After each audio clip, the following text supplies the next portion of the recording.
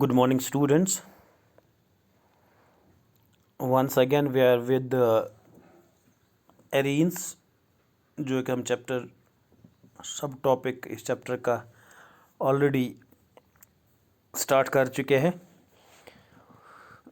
कल हमने बात की थी aromatic, anti aromatic and non aromatic compounds की, और हमने बताया था कि एरोमेटिक कंपाउंड्स वो कंपाउंड्स हैं जो साइक्लिक होते हैं, कॉन्जुगेटेड होते हैं, प्लानर होते हैं और 4n+2 pi rules, that is हकल rule follow करते हैं।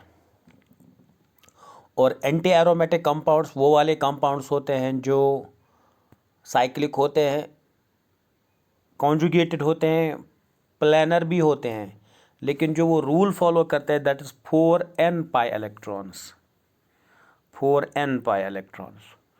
और नॉन एरोमेटिक कंपाउंड्स वो होते हैं जो साइक्लिक अगर होते भी है लेकिन प्लानर नहीं होते, वो नॉन प्लानर होते हैं, they are non planner.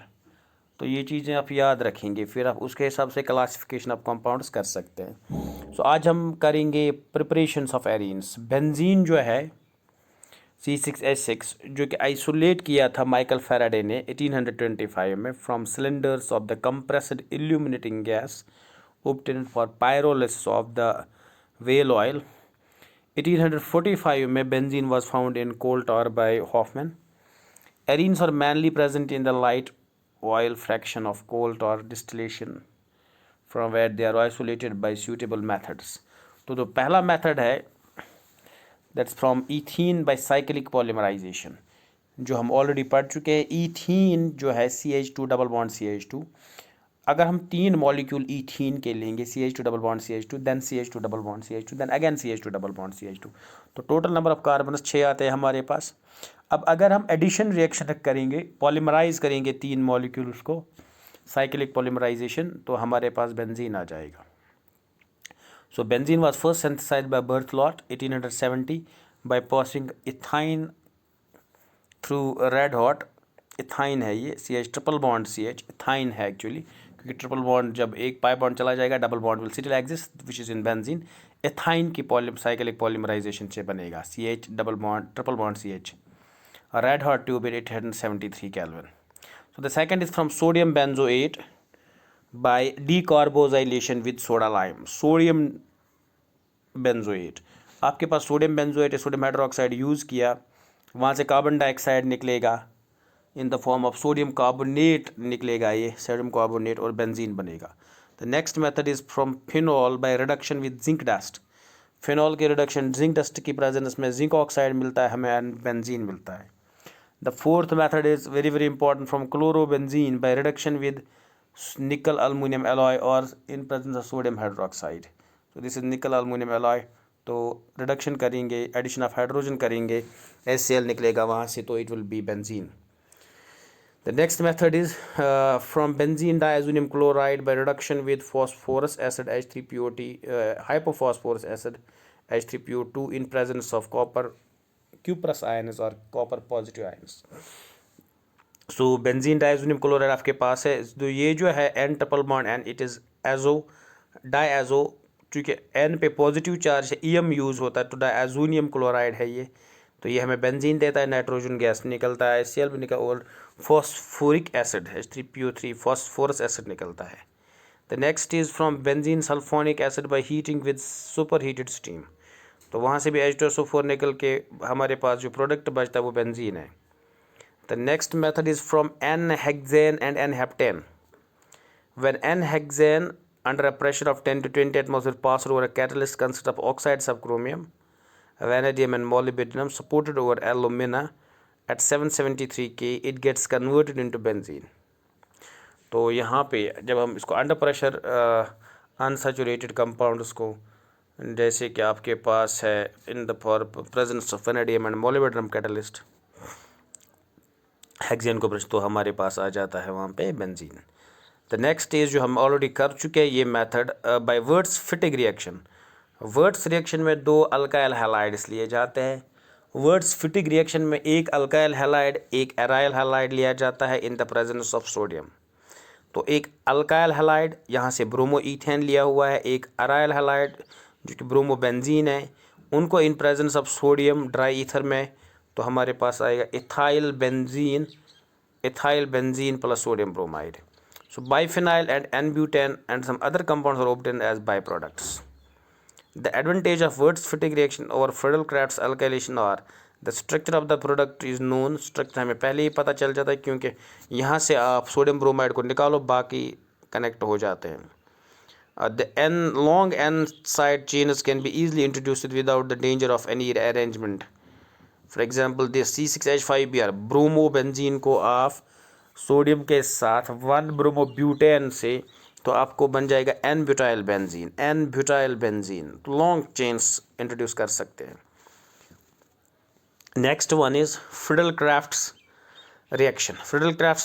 FC reaction जो है ये बहुत ही इंपॉर्टेंट रिएक्शन है. FC अल्काइलेशन है, एसाइलेशन है, बेंजोइलेशन भी है.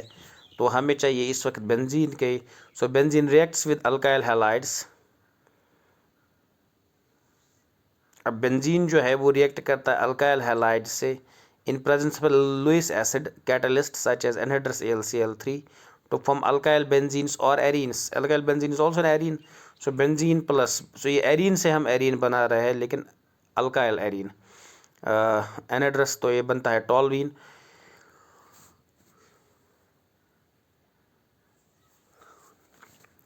Instead of alkyl halides, alcohols can also be used in Friedel-Crafts reaction. Here the Lewis acid helps us in generation of the carbocation, which then attacks to the benzene ring to form the corresponding alkyl benzene. For example, आपके पास ethanol है, AlCl3 पे इसका attack, तो Lewis acid base reaction हो रहा है, तो बन गया प्रोडक्ट. तो आपके पास इथाइल कार्बोकेटाइन उसके बाद आ रहा है, और इथाइल कार्बोकेटाइन जो है उस पे जब बेंजीन ऐड होता है तो वहाँ पे आपको मिलेगा ethyl benzene plus H positive. ठीक है. So Friedel Crafts reaction can also be carried out with alkenes in presence of protonic acids such as H2SO4 H3PO4 HF etcetera. Protonic acids. So आपके पास है अल्कीन 2-मिथाइल प्रोपीन H2SO4 के साथ react करके तो carbocation बनाएगा. कार्बोकेटाइन जब C6H4 पर अटैक करेगा तो it will be tertiary butyl benzene. It is nothing but arene. The last reaction जो है वो फ्रॉम ग्रिग्नॉड रिएजेंट है. Grignard reagent reacts alkyl halides in presence of dry ether to form the benzene. देख लो, ये आपका phenyl magnesium bromide है, which is alkyl phenyl magnesium bromide, aryl magnesium bromide in general, which is Grignard reagent. वो react करेगा isopropyl bromide के साथ, और ड्राई ईथर में तो बनाएगा isopropyl benzene, which is also known as cumene. Important compound cumene आगे जाके फिनॉल की रिएक्शन में यूज होता है. Physical properties of arenes, physical state, colour, smell etcetera. क्या होता है? Benzene and its homologous containing 2 to 8 carbon atoms or colorless liquids. ये liquid होते हैं colorless liquids, while benzene and homologous, while the higher ones are solids with characteristic smell. We are all familiar with naphthalene जो कि arene है, balls which are used in toilets and for preservation of the warm clothes because of its unique smell and moth repellent property. Combustion क्या है इनकी? Due the high carbon content, क्योंकि arenes पे carbon बहुत होते हैं, they burn with a sooty flame. Solubility, due the large hydrophobic hydrocarbon part, arenes are not soluble in water but are soluble in organic solvents. क्योंकि ये non polar है, तो non polar organic solvents में ही dissolve होते हैं, water में dissolve नहीं होते हैं. अब है मेल्टिंग एंड बॉइलिंग पॉइंट्स के बारे में.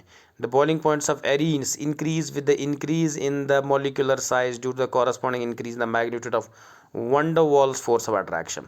सो जो सेकेंडरी फोर्स ऑफ अट्रैक्शन जो कि van der Waals force of attraction है, as we know they are the size dependent.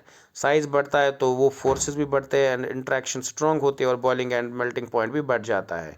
Melting point on the other hand, boiling point बढ़ गया, melting point on the other hand depend upon molecular size and symmetry. The more symmetrical the molecule better it fits into the crystal lattice and hence higher is the melting point. So अगर symmetric ज़्यादा है तो melting point ज़्यादा है. So para will be more symmetric and para will have more melting point. Amongst isomeric arenes अगर हम देखेंगे, ortho meta and para xylenes, the para isomer which is most symmetrical has the highest melting point. So ये था which we call physical properties of arenes. The next is chemical properties of arene, जो है कि हम next lecture में continue करेंगे chemical reactions of arenes. Thank you.